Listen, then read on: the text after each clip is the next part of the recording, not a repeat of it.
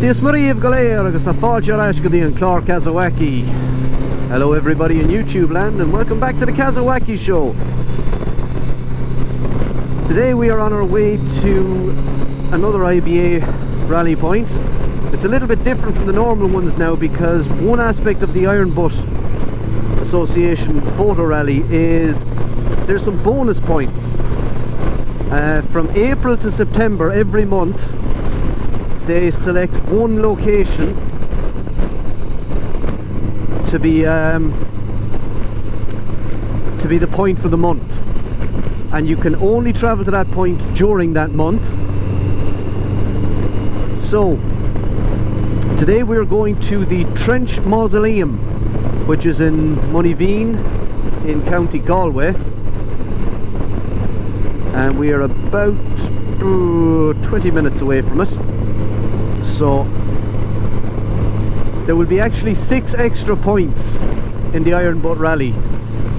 So there's 15 normal points and 6 extra points for the month of April, May, June, July, August, September.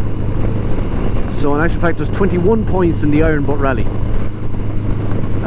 There are 15 normal ones plus the 6 extra bonus ones if you choose to do them. I'm hoping to shitballs, miss the turn. God damn it. Okay. Too busy chatting.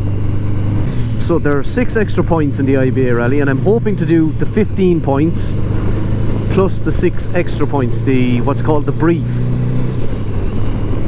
That'll depend on the feasibility of that, will depend on where they're located. This one, the April one, is the Trench Mausoleum. Okay, very windy today and lots of debris on the road from bits of trees and things. The Trench Mausoleum is reasonably close to me.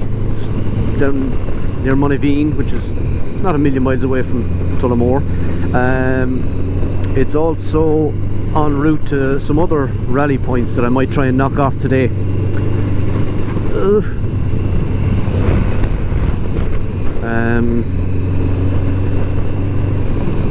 Yeah, road surface here doesn't seem to be great now, so we might just take a little bit handy. Yeah, a little bit about this Trench Mausoleum. It was built in 1870s, I think. Not entirely sure though. I think we're going left here.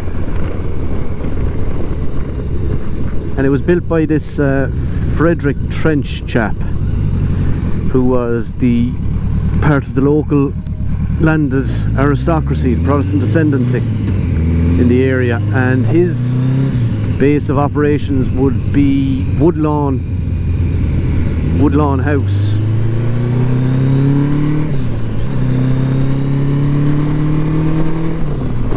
And this is where kind of the Trench family burial plot. And being the Protestant ascendancy, they couldn't just dig a hole and put him in the ground. They've built a tower around his grave. So we're going to go and check that out today and see what that's all about.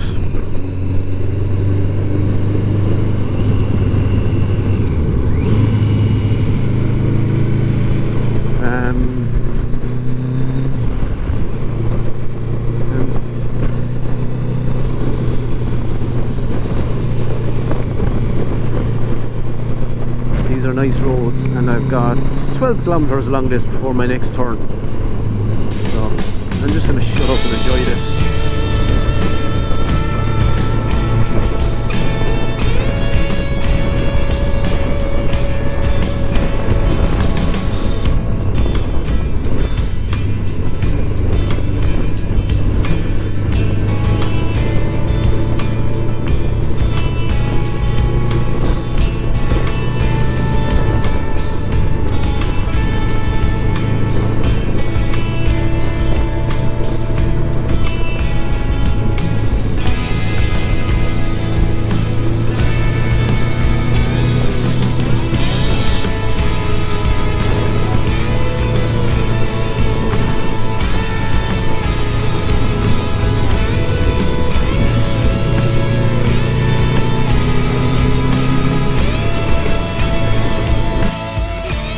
Trench fella was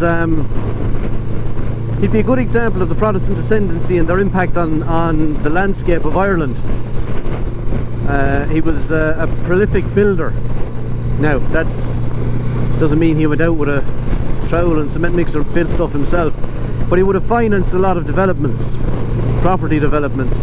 In a Woodlawn estate, there would have been 300 workers employed on the estate, and he would have built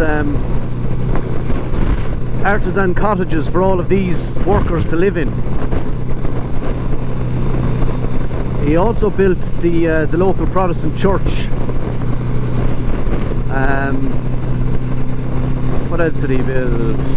Oh, he built a gate lodge for the gatekeeper on the estate, and he also built the local train station in 1858, which is done in a Gothic style, and it's still a working train station today.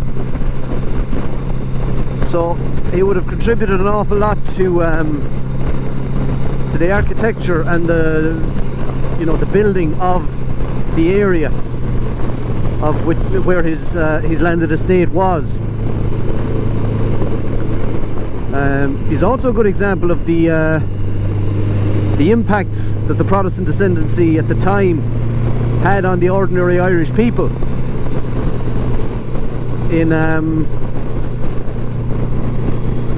When he returned he was Eton educated, and he returned to Ireland to run the family estate. And one of the things that he did was he tried to renegotiate. It's probably the wrong word, but there were a number of herders, which I'm assuming is people who were working in the agricultural side of his estate. He tried to kind of redefine their role and their terms and conditions of employment. Now, the herders didn't take too kindly to this, so they did what most ordinary Irish people did at the time as a kind of protest against the Protestant ascendancy and the landed class. They organised a boycott, which meant you didn't buy any produce from the estate, you didn't go to work at the estate, you accepted nothing from the Trench estate whatsoever.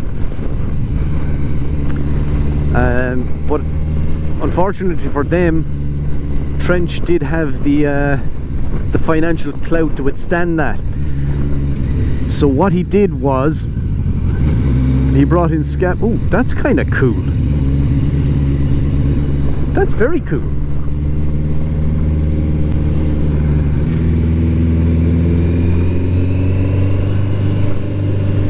We might just pop off in here in a minute now and see if we can find our way to that.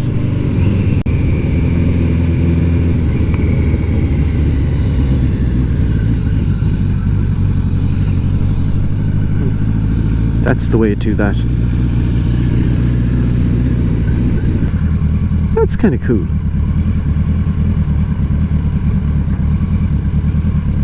I wonder what that's about.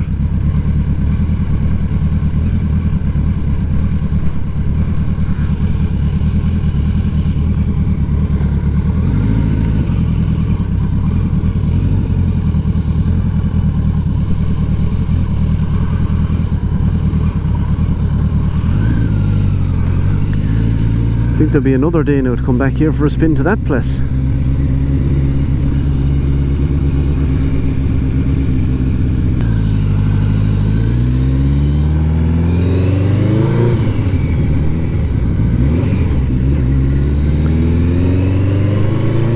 Anyway, what was I saying? Yeah, so what Trench did was he actually brought workers Protestant workers from England and Scotland to replace the Catholic herders who were participating in the boycott. And you can see it in the census returns that most of the servants in the house at that time I think only 6 of them were members of the Church of Ireland. The rest of them were all members of the Church of Scotland.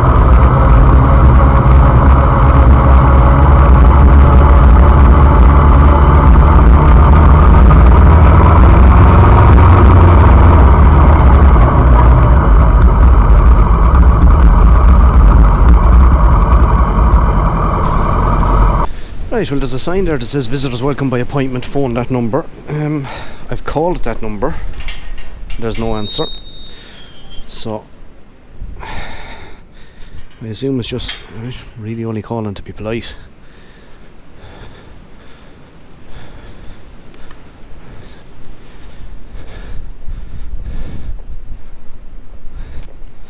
So I'm just going to take a ramble up here now and see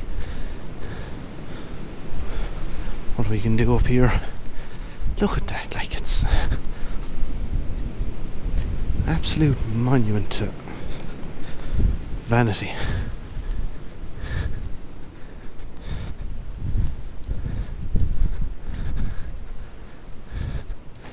Ah, there's a gate. One would assume it's locked.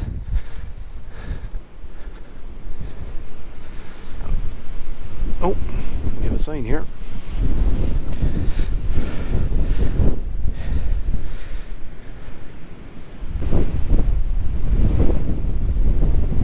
Oh God, they're still getting buried here, huh? So Nigel Clive Crosby Trench, 7th Baron, died in 2010.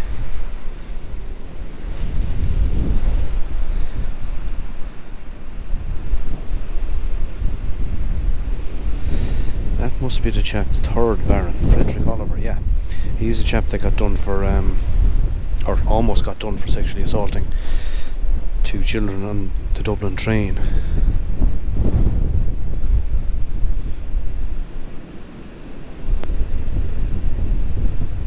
So who's the most recent one in here?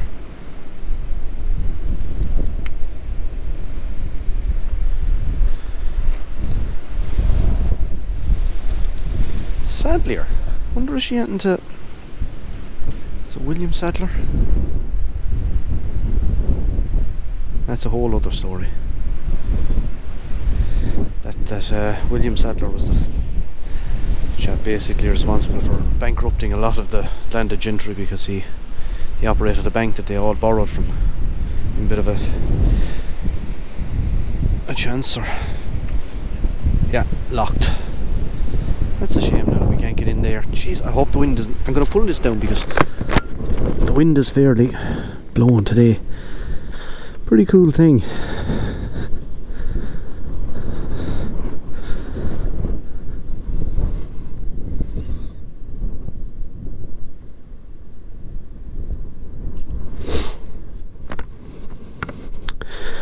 So that's that done.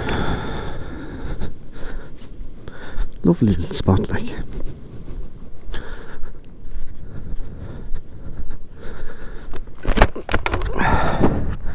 Jeez, there's some wind today. Such a monument to vanity. And no fear the people around here are ever going to forget these trench people. So that's the April brief done and dusted.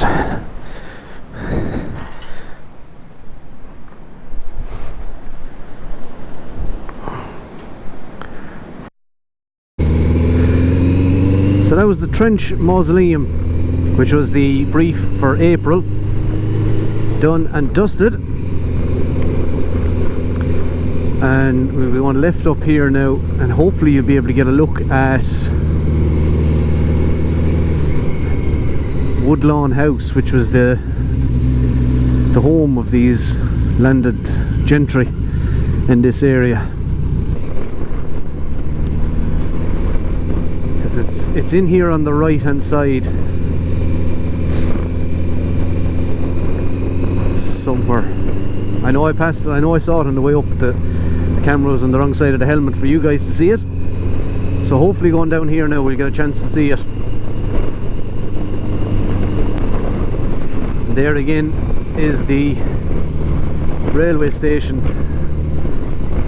that this chap built in 1858 down there. There it is. Woodlawn signal cabin.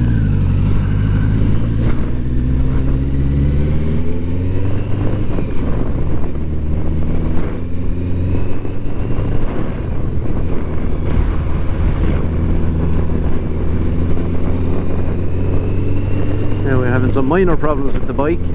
My speedometer is gone again, and it's gone entirely this time. But now the little screw connection at the top is broken asunder, so there'll be no fixing that today.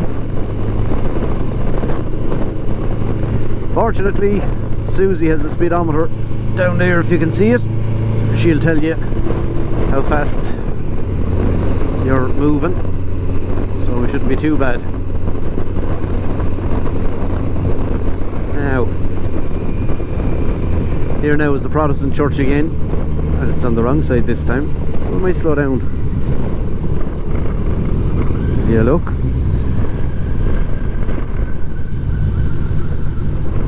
That's the Church of Ireland. And in here on the right is the estate. Woodlawn estate. I better watch out now, there's trees and things down on the road here. I'll keep an eye out for those bits and bobs. This, I imagine, would have been the gate lodge that he built, the gatekeeper's lodge, as part of the estate.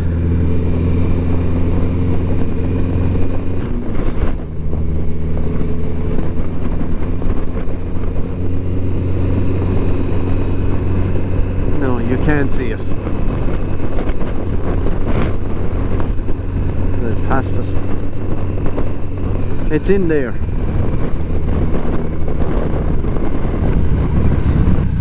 Now, we are on our way to the next point, which is about an hour away from here, and it is Corcomroe Abbey, which is down near Kinvara.